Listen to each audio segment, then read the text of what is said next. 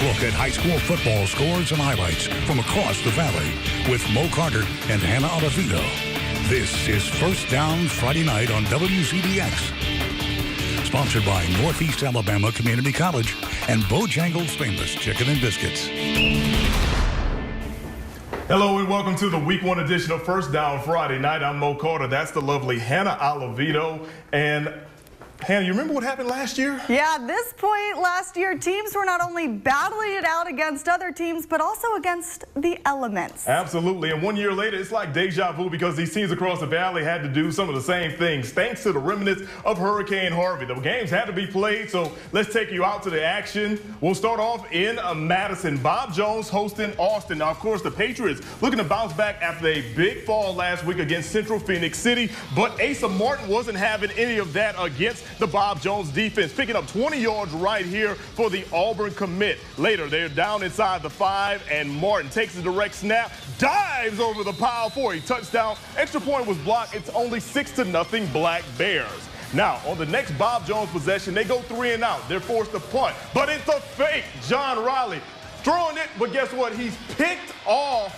by the Austin defender right there. So guess what? Now Austin's in a really good situation. Eventually, that will lead to this.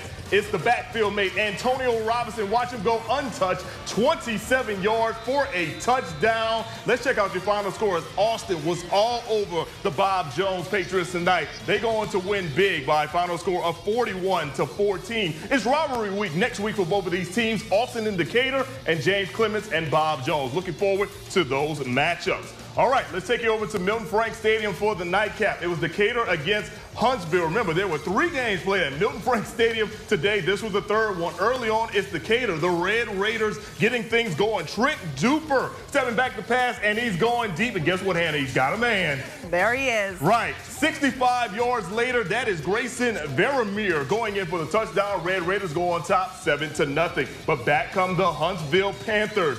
They run a nice little variation of the motion offense, and eventually they'll pitch it to their man. It's Zach Strange, and he finds the pay dirt. 7-7 tie ball game at this point. Now, right before the half, the game was still tied at 14. Duper with the quarterback sneak. Is he in? Is he not in? The coaches are saying he's in. The referee's sitting there like, is he in? Is he in? Is he in? Eventually, you'll see the hands go up, and yes, he eventually did. Touchdown. Exactly right there. So it's 21-14 Decatur at the half. But let's check out your final score as the Huntsville Panthers come back and score a big victory tonight over Decatur, winning 38-28. Huntsville takes on Grissom next week in what should be a great matchup. Hazel Green is facing Buckhorn tonight in the annual Cotton Classic. The Bucks have won the last 12 meetings with the Trojans. But Hazel Green wants to start with a bang after finishing last season with a 7-4 record, which is their first winning season since 2012. On the opening drive of the game, Will Stiles' pass is intercepted, and that is a pick 6. That's a house call. Yes, it is, and Hazel Green gets on the board first. The extra point is no good, though, so it stays 6-0. But Buckhorn didn't feel too bad for too long. Chase Darling goes long, and Jalen Dixon with the interception, and he runs back the other way before being taken down. A few plays later, Stiles goes deep, and Kenneth Allison makes the catch and slides out of bounds as the rain comes down. Now Stiles hands it off to Matthew Evans, and he takes it in for the touchdown, and the Bucks go up 7-6. And Buckhorn goes on to win 23-21 next week. Columbia is at Hazel Green, and Buckhorn is at Sparkman. Toledo taking on Grissom.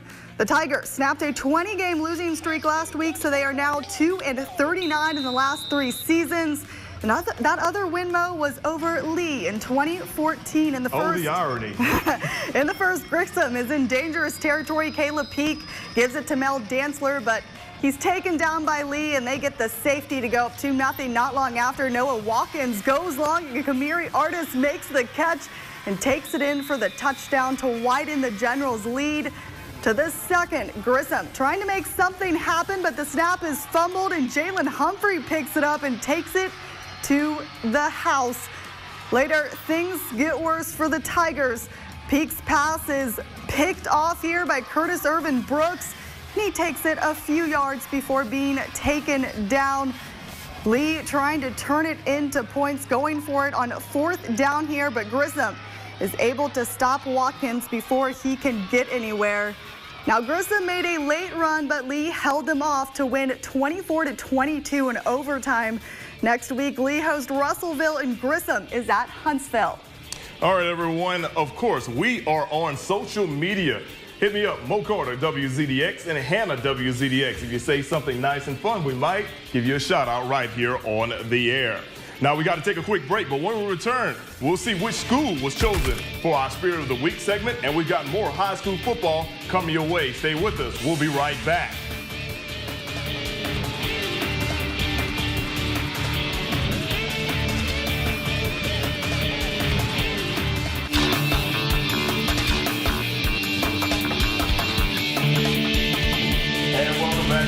It's time for our Spirit of the Week, and it is brought to you by the lovely people at Bojangles. They kept us very, very, very fed tonight, right, Hannah? That they did, Bo. This week, our Spirit of the Week goes out to the Grissom Tigers Band.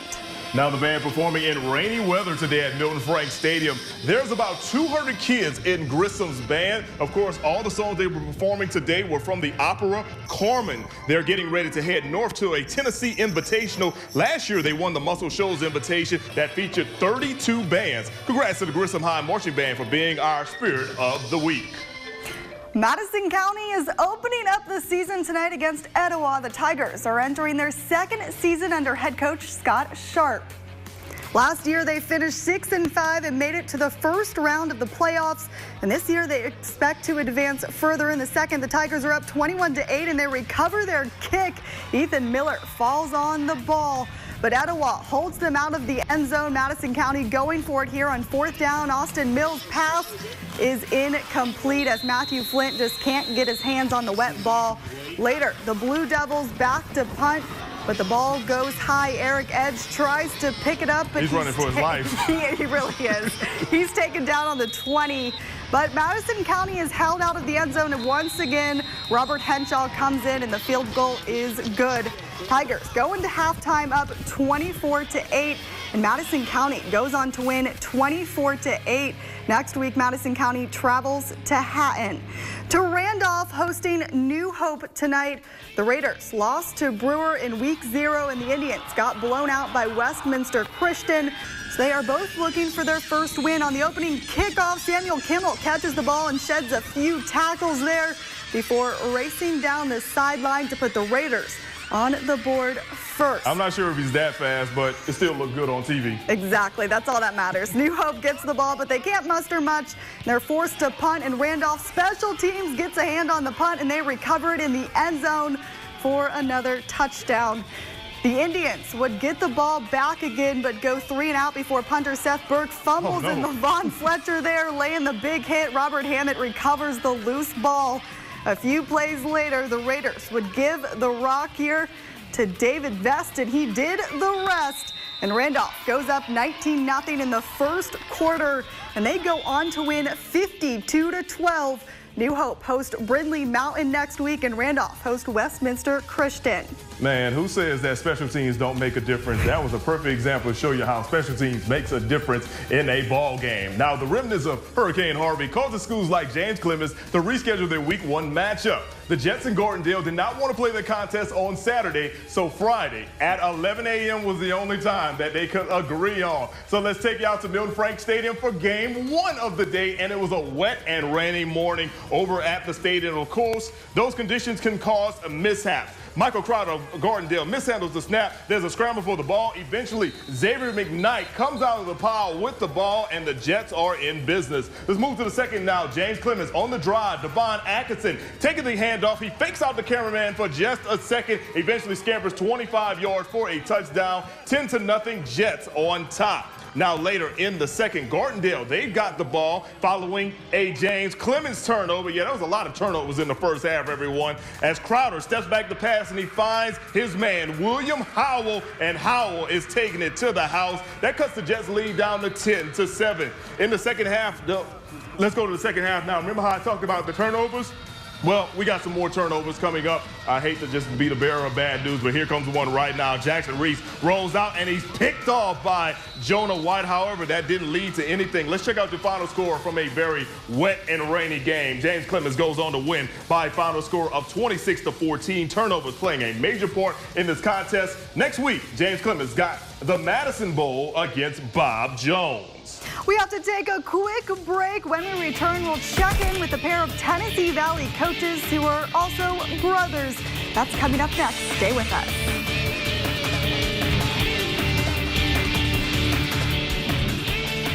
You're watching First Down Friday night on WCDX. Woo! If you've got a score from your favorite team, send it to us right now. Let's get back to the highlights on First Down Friday night on WZDX. And we're back. Of course, if you're seeing your highlights or you're not seeing the scores, that's okay, because you can look right at the bottom of our screen. We've got our score ticker going in and letting you know all the scores from around the Tennessee Valley. Now, Hannah, do you remember last year we were all hyped up about the brother versus brother matchup between LaRon and Kelvis White? I remember, but unfortunately that rivalry only lasted a year because LaRon White is now at Sparkman. The Senators are hosting Athens tonight, and White is hoping to bring success to Sparkman this year. In the first, Sparkman's Devin Kimbrough keeps the ball and takes it 25 yards before running out of bounds. Look at the athleticism. Very athletic. On the next play, Kimbrough hands it off to Hunter Gibson, who muscles his way across the goal line. They missed the extra point, though, so it stays 6-0. On the next drive, Ernest Williams comes up with a big interception and takes it to the 15-yard line. And Gibson gets the ball again here. He takes it in for another touchdown. We sped it up there for you a little bit. Now to the end of the first, Kimbrough hands it off to Chris Joyner here, and he takes off, picking up a bunch of yards before being taken down. And we go to the second, so they head over to the other end zone where Kimbrough finds Nathan Gunn to put Sparkman up 21-0. And Sparkman wins this one 48-11. Next week, the Golden Eagles host Hartzelle, and Sparkman plays Buckhorn. Very big win for the Sparkman Senators. So what about LaRon's brother, Kelvis? Tonight, his Mae Jemison Jaguars hosting Tanner at Lewis Cruz Stadium. Jaguars already up 21-0, and in the red zone, Damon Eason running the option and gets to pay dirt, making it 27-0. Extra point was a block. Let's go to the ensuing kickoff now. Mae Jemison on the kick. Tanner's Joel Powell's like, I got it. No, I muffed it. Eventually, there's a scramble for the ball, and coming out of the pack is Peter Proctor. He recovers it for the Jaguars. Now, let's go right before the half. A bad snap goes over the Tanner quarterback's head. There's a scramble for the ball in the end zone. Two Jaguars are there, but only Kyle Davis can be credited with the touchdown right there. They were up 33-0 at the break. Let's check out your final score, as it was all about Mae Jemison. They go on to win today 45-0. Mae Jemison's got East Limestone next week, while Tanner heads down to West End. Lawrence County took a short trip to Hartselle for its season opener tonight. The Tigers, though, opened their season last week with the win at rival Coleman. In the first quarter, Luke Gotze hands it off to David Esterling, and he takes it to the house. And they go up 7-0. Number 6 for 6. Yeah, later in the first quarter, Gotze, he goes deep here to the corner, and Garrett Meyer makes the catch. The Tigers miss the point after, so they still lead by 13 in the second quarter. It looks like our camera person didn't get and take out, so that's good. It's okay. Lawrence County's Cody Blankenship goes long, and it's picked off by Blake Gillespie. Rachel was a little bit scared about getting taken out there. A couple snaps later, and the Tigers hands it off to Keandre Swoops, and he takes it to the end zone for the touchdown, putting Hartzelle in the lead 21-0. Is it too early to say Swoops, there it is? That was a good one. I should have thought of that one. Hartzelle wins 40-0 next week. Lawrence County hosts St. John Paul II, and Hartzelle is at Athens. All right, everyone. Next Friday, we will announce our first MVP of the week. Each week, we will highlight one of the best performances from a Tennessee Valley player. We want to hear from you who you think should be honored. Now, if you think you know an athlete that is deserving of our First Down Friday Night MVP, just shoot us an email, firstdownmvp@rocketcitynow.com, with the player's name, school, position, and stats. Yes, I said stats. I know these guys are great people. They're great citizens of your community, and they're probably honor roll students as well. But I need to know what they did on the field tonight or last night or whatever night as part of week 1. We will make the announcement on Wednesday night on WZDX, and then we'll re-announce it next week right here on First Down Friday night, the week 2 edition. There are so many good college football matchups this weekend, and we'll break down a few of them when we return on First Down Friday night.